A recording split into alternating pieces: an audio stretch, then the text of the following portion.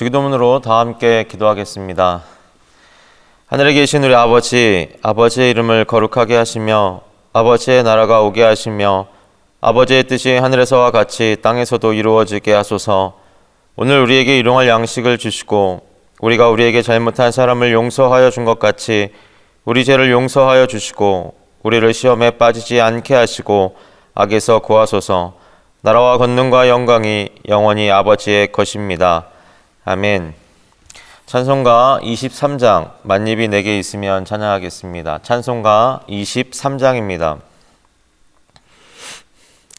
만입이 내게 있으면 그 입 다가지고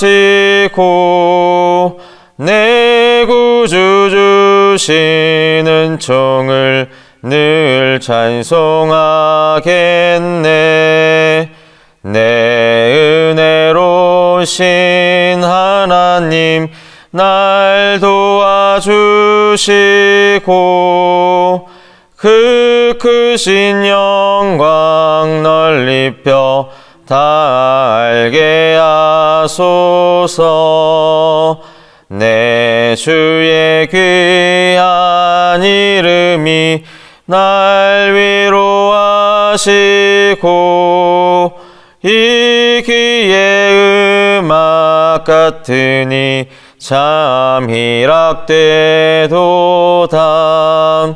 내 죄의 권세 깨뜨려 그 결박 푸시고 이 충한 마음을 비로소 곧 정케 하셨네. 아멘.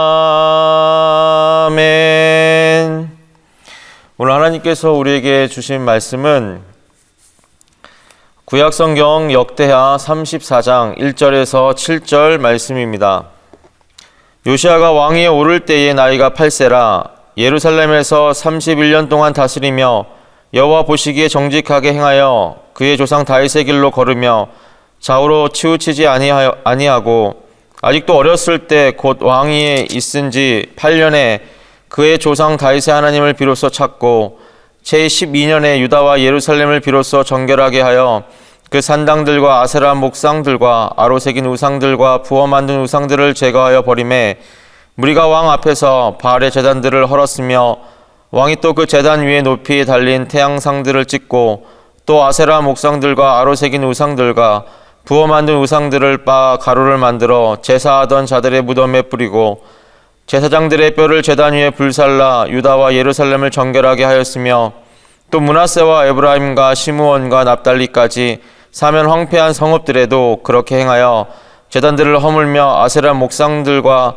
아로새긴 우상들을 빻아 가루를 만들며 온 이스라엘 땅에 있는 모든 태양상을 찍고 예루살렘으로 돌아왔더라. 아멘. 오늘은 요시야 왕을 통하여 하나님을 대하는 마음에 대해서 묵상해 보고자 합니다. 오늘 먼저 본문의 말씀은 유다의 3대 성군 중 마지막 왕인 요시야에 대한 이야기입니다. 먼저 성경은 요시야가 8세에 어린 나이에 왕이 된 사실을 강조하며 이야기를 시작합니다. 그것은 요시야 때의 상황을 단편적으로 이야기하는 것입니다. 요시야가 왕위에 오를 때 상황은 이러했습니다. 아버지 아몬 왕이 암살당하는 일이 일어납니다. 그렇게 왕위 계승을 준비하지 못한 채 어린 나이에 왕위에 오르게 됩니다. 때문에 그를 지지하는 든든한 세력이 없어 왕권이 흔들릴 가능성이 높았습니다. 뿐만 아니라 어린 요시야를 대신해 수렴청정의 대리 정치가 이루어지고 있어서 그냥 명분만 왕, 그런 꼭두각시 같은 존재였습니다. 뿐만 아니라 암살의 위험도 있었고 또한 정서적으로 불안한 상태에 오랫동안 노출되어서 자칫 잘못하면 우상 숭배에 빠질 수 있는 그런 위험한 상황에 처해 있었습니다. 그러나 요시야는 이런 어려운 상황임에도 불구하고 어떻게 하나님 앞에서 자신을 지킬 수 있었을까요?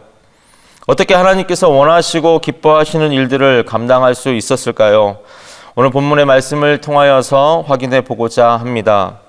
성경은 요시아가 하나님에 대해서 특별한 마음이 있었다라고 기록하고 있습니다.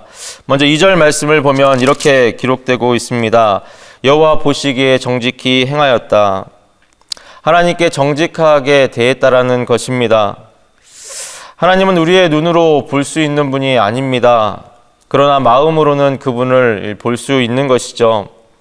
요시아는 늘 마음 가운데에 하나님을 보면서 살았다라는 것입니다. 늘 하나님을 삶 가운데 모시고 살았다라는 의미인 것이죠. 좀 더 쉽게 이야기를 하면 하나님을 늘 의식하면서 살았다는 뜻입니다. 사람이 보던 보지 않던 간에 늘 그의 관심은 하나님의 시선에 있었다라는 것을 이야기해주고 있는 것이죠. 하나님을 의식하게 되면 사람은 정직한 존재가 되어집니다. 신학교 다닐 때의 일이었습니다. 시험을 앞두고 많은 사람들이 열심히 준비하던 시기였습니다. 그런데 열심히 준비하는 학생이 있는가 하면 불법적인 방법을 통하여서 시험을 잘 보려고 하는 학생들도 참 많이 있었습니다. 그래서 시험 전날에 공부보다는 어떻게 하면 쉽게 컨닝을 할 것인가, 어떻게 하면 시험관의 눈을 피하여서 잘 컨닝하여서 시험을 잘 볼 것인가, 그런 마음을 가지고 준비하는 사람들이 참 많이 있었습니다. 그런데 시험을 보는 당일에 강의실에 들어갔는데 시험 감독관은 들어오지 않고 칠판에 이렇게 쓰여져 있었습니다. 하나님 앞에서라는 문장이 하나가 있었던 것이죠. 많은 사람들은 감독관이 없었기 때문에 쉽게 컨닝할 수 있을 거라고 생각했습니다. 그런데 시험이 시작되고 문제가 나오고 시간을 지속되다 보니 많은 사람들이 쉽게 컨닝을 할 수 있을 거라는 예상과는 달리 단 한 사람도 컨닝을 하면서 시험을 보는 사람이 없었습니다.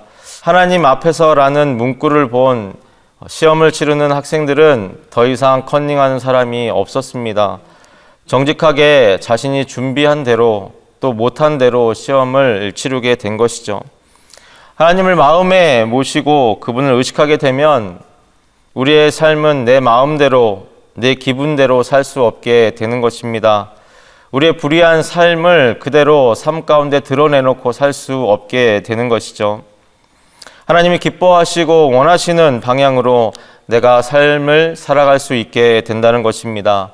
왜 그렇게 되냐면 우리는 하나님의 형상을 닮은 영적인 존재들이기 때문에 그렇습니다. 하나님을 의식하면서 살아간다는 것은 단지 나를 감시하는 분으로 하나님을 생각하여서 두려움에 떨면서 살아가는 것이 아니라 그분을 진정으로 사랑하기 때문에 내가 그분과 부합되는 삶을 살아가야겠다는 마음이 마음속 깊은 곳에서 나오게 되는 것이죠. 하나님을 사랑하는 마음과 또 그분의 말씀 가운데에 두려운 마음을 가지고 살아가게 된다는 것입니다. 그분을 내 삶 가운데 모신다는 것은 우리의 삶 가운데 주어진 큰 은혜이고 능력입니다. 정직하다라고 평가받는 것은 단시간에 일시적으로 일어나지 않습니다. 그렇게 평가되지 않습니다. 오랜 시간 사람을 겪어야 합니다. 이런 일 저런 일 등 여러 가지 상황 속에 노출되어서 그 사람의 마음을 보아야 됩니다. 이런 과정을 겪은 후에 이 사람은 정말 정직한 사람이구나 이렇게 평가할 수 있게 되는 거죠. 인정을 받게 되는 것입니다. 상황에 따라 이리 변하고 저리 변하면 이러한 평가를 받을 수 없는 것이죠. 우리 삶 가운데에 아프고 속상하고 억울하고 슬픈 일들이 많이 있습니다. 그러나 이 세상 끝날까지 우리를 인도하시는, 우리와 함께 하시는 그 하나님을 마음에 품고 살아갈 때에 하나님께서는 우리를 포기하지 않으시고 늘 바른 길로 인도해 주신다는 것을 기억하시기를 바랍니다. 그것을 통하여서 우리의 실제적인 삶이, 우리의 삶의 모든 영역이 하나님 앞에서 정직한 하나님의 자녀로 나아가시는 여러분 되시기를 소망합니다. 두 번째로는 조상 다윗의 가르침대로 살기를 힘썼다라는 것입니다. 이것은 하나님께 인정받은 믿음의 선조들이 어떻게 살아왔는가, 어떻게 하나님을 기쁘시게 했는가 자세히 살펴보고 그 길을 따라 살기를 힘썼다라는 것입니다. 여러분이 잘 아시는 다윗이라는 인물이 있습니다. 다윗 왕의 위대함을 몇 가지로 이야기해 본다면 첫 번째는 하나님께 모든 것을 물었던 사람입니다. 역대상 14장을 보면 블레셋과의 전쟁에 대한 이야기가 나옵니다. 그는 전쟁 속에서 늘 하나님께 물어봤습니다. 하나님, 내가 지금 적군을 쳐야 합니까? 내가 그리로 올라가야 합니까? 어떻게 해야 됩니까? 그렇게 하나님께 하나하나 물었던 사람이라는 것이죠. 뿐만 아니라 재차 블레셋의 공격이 있었을 때에도 같은 상황, 같은 시기임에도 불구하고 그는 또 하나님께 겸손히 묻기 시작합니다. 블레셋과의 전쟁에서 승리 후에 그는 늘 하나님께서 이 모든 것들을 하셨습니다. 하나님을 인정하고 높여드리는 사람이었습니다. 하나님의 구체적인 인도를 따라 살아가는 이 다윗이라는 것이죠. 또한 다윗은 이와 대조적으로 밧세바를 범한 사건으로 하나님께 큰 죄를 지은 사람입니다. 그러나 그는 눈물로 하나님께 회개하며 용서를 구합니다. 또한 그는 거기에 그치지 않고 하나님께 한 가지를 더 간구합니다. 시편 51편 11절은 이렇게 이야기를 합니다. 나를 주 앞에서 쫓아내지 마시며 주의 성령을 내게서 거두지 마소서. 넘어지고 실수할 때 하나님께 진심으로 회개를 구하며 하나님과의 관계가 끊어지지 않도록 간구했다라는 것입니다.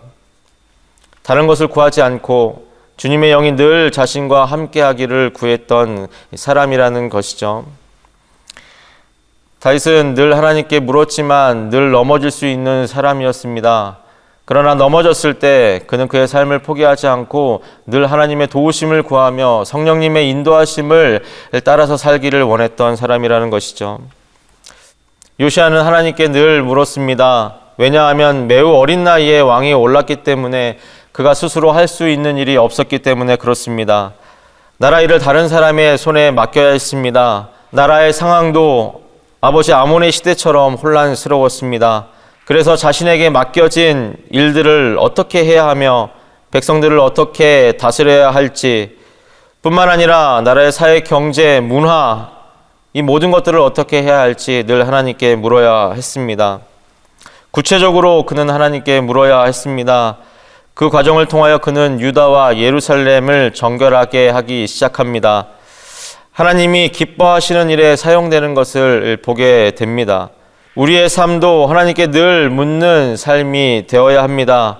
우리의 지식, 경험, 우리의 기분대로 삶을 살아가는 것이 아니라 하나님께 겸손하게 묻는 삶을 살아가야 된다는 것이죠.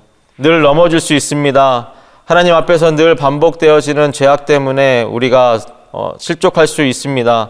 그러나 그때마다 우리의 죄악됨을 하나님 앞에 진심으로 회개하고 또한 같은 죄를 저지르지 않는 하나님께로 나아가는 자녀들이 되어야겠습니다. 세 번째는 좌우로 치우치지 아니하였다 기록하고 있습니다. 이것은 바로 하나님 앞에 뜻을 정했다라는 것입니다. 치우치다라는 단어의 뜻은 방향을 돌리다, 떠나다, 중지하다라는 뜻을 가지고 있습니다. 기본적으로 잘못 들어서는 것을 뜻하고 있습니다. 종교적으로는 배교나 변절을 의미하고 있는 것이죠. 요시아는 어린 나이에 왕이 되었음에도 불구하고 영적으로 잘못된 길로 들어서지 않았음을 의미하고 있습니다. 뿐만 아니라 나이가 들어서도 믿음이 변하지 않았다는 것을 이야기하는 것이죠.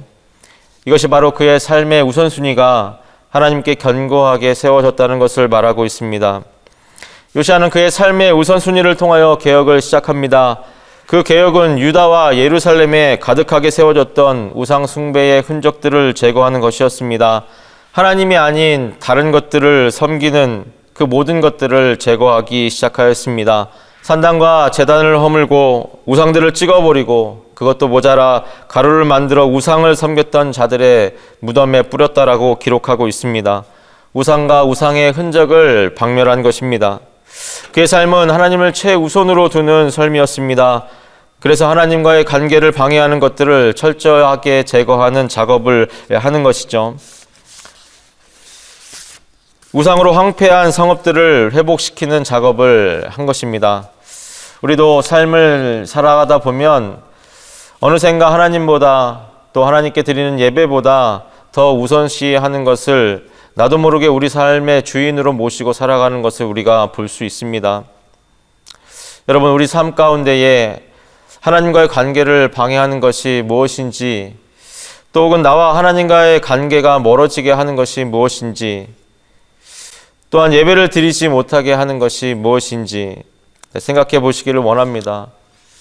자세히 살펴보면 하나님의 말씀을 읽지 못하게 하고 묵상하지 못하게 하고 기도하지 못하게 하는 것들이 무엇인지 깊이 생각해 봐야 되는 것입니다. 그것이 바쁜 사업일 수도 있고 아니면 직장의 문제일 수도 있고요. 또 자녀를 양육하는 것일 수도 있습니다. 아니면 그것이 핸드폰일 수도 있고요. 세상의 문화에 있을 수도 있습니다. 그 모든 것이 타당한 이유건 아니건 간에 그 결과로 우리의 영은 황폐해집니다. 그 이유가 어찌됐건 하나님과의 관계를 멀어지게 하는 것들이 있다면 우리는 깊이 고민해야 된다는 것이죠. 결단하며 다시 삶의 우선순위를 바로 잡아야 한다고 이야기하는 것입니다. 그것은 바로 말씀과 기도밖에는 없는 것이죠. 특별히 성전을 수리하는 과정에서 발견된 하나님의 말씀인 율법책은 요시야가 개혁운동을 더욱더 역동적으로 추진할 수 있는 힘이 되었습니다. 좀 더 정결하게 하고 세심하게 하나님과의 관계를 만들어가는 힘이 되었다라고 기록하고 있는 것이죠. 우리가 좀 더 새로운 삶을 영위하고 하나님 앞에 바른 삶을 살고자 할 때 하나님의 말씀인 성경을 가장 큰 무기로 삼아야 될 것입니다. 말씀과 기도의 목적은 하나님과 함께하는 삶, 하나님을 알아가는 것이기 때문에 그렇습니다. 이제 우리는 하나님을 비로소 찾아야 합니다. 우리의 몸된 성전을 비로소 정결하게 해야 합니다. 비로소 찾았다라는 의미는 시작했다라는 뜻입니다. 어떤 일이나 행동의 처음 단계를 이루었음을 의미하는 것입니다. 그것은 묻고 관심을 갖고 구하다라는 뜻을 가지고 있습니다. 우리는 하나님을 찾고 하나님이 무엇을 원하시는지 관심을 갖고 하나님께 구하는 삶을 살아내시기를 바랍니다. 하나님과의 관계를 단절시키는 우상의 잔재들을 모두 제거함으로 정결하게 되시기를 원합니다. 사랑하는 성도 여러분, 하나님을 늘 마음에 품고 의식하며 늘 정직한 삶을 살아가기를 바랍니다. 우리의 삶이 모든 것을 하나님께 늘 물으며 살아가는 귀한 삶이 되기를 바랍니다. 또한 우리의 삶의 우선순위가 세상에 있는 것이 아니라 하나님 앞에 늘 우선순위가 되기를 바랍니다. 이러한 귀한 은혜의 말씀을 듣고 인내로 순종으로 주님의 말씀을 따라 살아가는 귀하고 복된 저와 여러분 되시기를 주님의 이름으로 축복합니다. 기도하겠습니다. 하나님 감사합니다. 오늘 또 이 귀한 말씀을 통하여서 우리가 하나님 앞에 어떻게 나아가야 되는지에 대한 삶의 방향을 가르쳐 주심을 참으로 감사합니다. 늘 하나님 앞에 정직함으로 살아갈 수 있는 저희들이 될 수 있도록 인도하여 주옵소서. 늘 우리의 마음 가운데 하나님을 모시고 살아가는 저희들이 될 수 있도록 인도하여 주옵소서. 또한 그것을 통하여서 좌로나 우로나 치우치지 않고 주님만을 믿으며 살아갈 수 있는 저희들이 될 수 있도록 하나님 인도하여 주옵소서. 감사를 드려오며 예수님의 이름으로 간절히 기도드립니다. 아멘.